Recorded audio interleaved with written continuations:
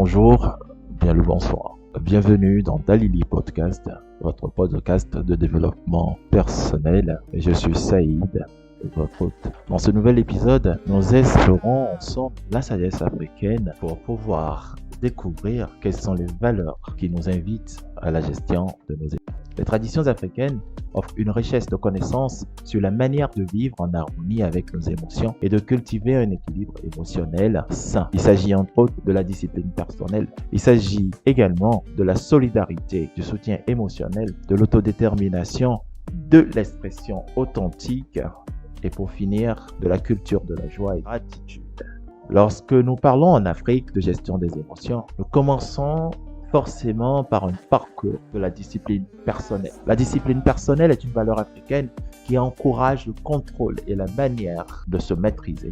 C'est une valeur qui nous invite à reconnaître nos émotions. Elle est aussi celle qui nous amène à ne pas nous laisser submerger par nos émotions. La discipline personnelle nous enseigne la nécessité de canaliser nos émotions de manière constructive et de trouver un équilibre entre l'expression et la répression émotionnelle. Le soutien émotionnel ou la solidarité se traduit par l'importance de la gestion des émotions avec un accent particulier sur le soutien mutuel. Nous nous soutenons.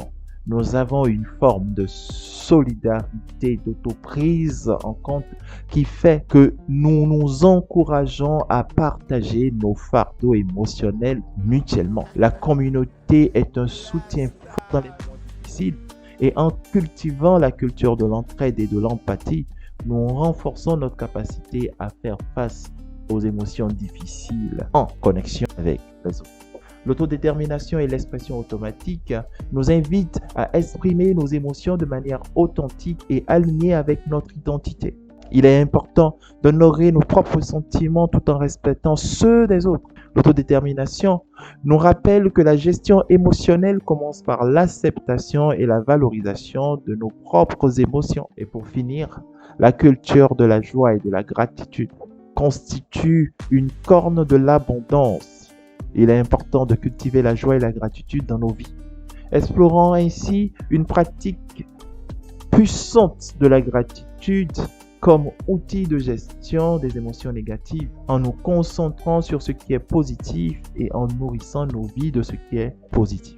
Les valeurs africaines offrent une perspective profonde sur la gestion des émotions, nous invitant à cultiver la discipline personnelle, la solidarité communautaire, l'expression authentique et la gratitude. En puisant dans ces enseignements ancestraux, nous pouvons trouver des ressources précieuses pour naviguer à travers les défis émotionnels de la vie avec sagesse et résilience. Merci d'avoir suivi cette édition de Dalili Podcast. N'oubliez pas de vous abonner pour les prochains épisodes. À très bientôt.